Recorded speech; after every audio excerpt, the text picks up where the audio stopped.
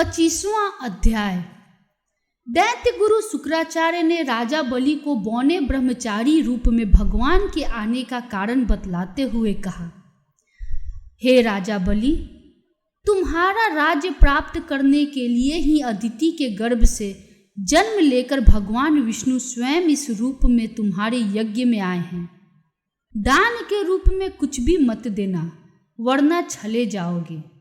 इसके उत्तर में बलि ने कहा, हे गुरुदेव, आप मुझे अधर्म का उपदेश क्यों देते हैं? घर आए याचक को दान न देना अधर्माचरण नहीं तो और क्या है? यदि विष्णु भगवान स्वयं याचक बनकर मेरे द्वार पर आए हैं तो इससे बढ़कर मेरे लिए सौभाग्य की और क्या बात हो सकती है। मैं जितने यज्ञ आदि करता हूँ वे सभी विष्णु भगवान को प्रसन्न करने के लिए करता हूँ, अतः वटुक रूप में वे जो कुछ मांगेंगे मैं अवश्य दूंगा। शुक्राचार्य और बलि में अभी वार्ता चल ही रही थी कि वामन भगवान राजा बलि के यज्ञ मंडल में आ गए। बलि ने अर्घ आदि देकर उनका यथोचित आदर सत्कार किया, फिर हाथ जोड़कर बोला, हे नाथ, आपके दर्शन पाकर मैं कृतार्थ हो गया। अब आज्ञा दीजिए कि मैं आपकी क्या सेवा करूं।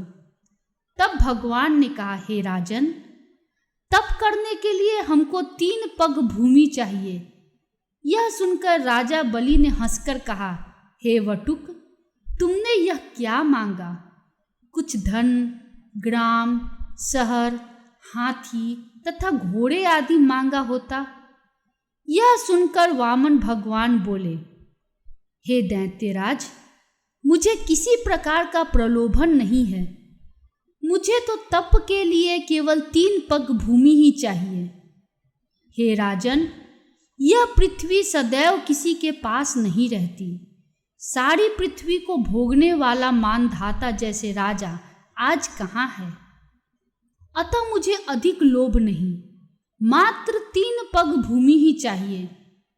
चंचल लक्ष्मी को यज्ञ और दान आदि में लगाकर तुम्हारी तरह जो अपना मार्ग सुधारते हैं वे धन्य हैं।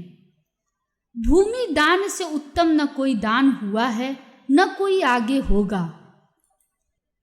अतः हे दानवीर राजा, मुझे मात्र 3 पग भूमि दे दीजिए।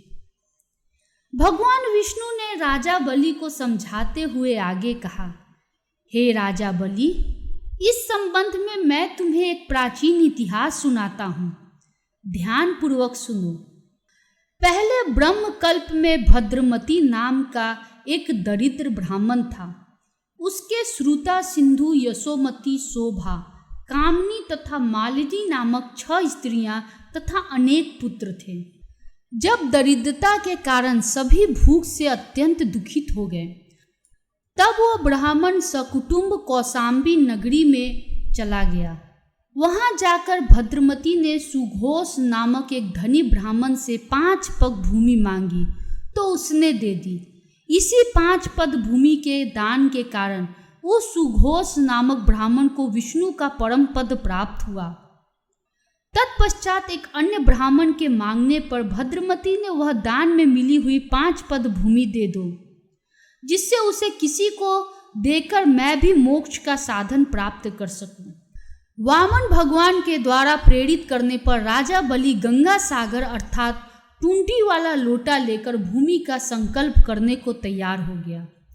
तब शुक्राचार्य जी तपोबल से अपना सूक्ष्म रूप बनाकर राजा बलि को संकल्प करने से रोकने के लिए गंगा सागर की टूंटी में जल रोककर बैठ गए। अतएव उन्होंने एक तेज नोक वाली कुसा लेकर लोटे की टूंटी के छिद्र में डाल दी। इससे शुक्राचार्य की एक आंख फूट गई और टूंटी से राजा की अंजलि में जल आ गया। राजा बलि ने 3 पग भूमि देने का संकल्प दे दिया। उसी समय भगवान विराट रूप धारण कर ब्रह्मलोक तक बढ़ गए और उन्होंने 2 पगों में सारा ब्रह्मांड नाप लिया। भगवान के पांव के अंगूठों से ब्रह्मांड फूट गया और फूटे हुए मार्ग से पानी की अनेक स्रोत बहने लगी। भगवान विष्णु का पैर उस जल में धुलता रहा। वही लोक पावन जल ब्रह्मा आदि देवताओं को पवित्र करता हुआ सप्त ऋषियों से सेवित सुमेरु पर्वत पर पड़ा तथा गंगा के नाम से विख्यात हुआ। इस प्रकार पतित पावनी गंगा की उत्पत्ति भगवान के चरणों से हुई, जिसके स्नान तथा स्मरण मात्र से जन्म जन्मांतर के पाप नष्ट हो जाते हैं। यह दृश्य देखकर समस्त देवता तथा ऋषि मुनि स्तुति करते हुए बोले, हे अनंत मूर्ति, जगत संचालक, परम पिता और सबके स्वामी, आपको नमस्कार है। इस प्रकार स्तुति सुनकर भगवान ने सब देवताओं को उनका अपना अपना स्थान दिला दिया और बलि को रसातल भेजते हुए उसे वरदान दिया कि अग्नि में बिना मंत्रोच्चारण के जो हवन किया जाएगा वो तथा कुपात्र को अपवित्रता से दिए हुए दान का फल तुम्हें प्राप्त होगा। इस प्रकार भगवान ने देवताओं को सुंदर स्वर्ग तथा बलि व अन्य दैत्यों को पाताल दिया। इतना कृत्य करके विराट भगवान पुनः वामन रूप हो गए। तब समस्त देवताओं तथा ऋषि मुनियों ने भगवान की पुनः स्तुति की। इति 25वां अध्याय समाप्तम। धन्यवाद।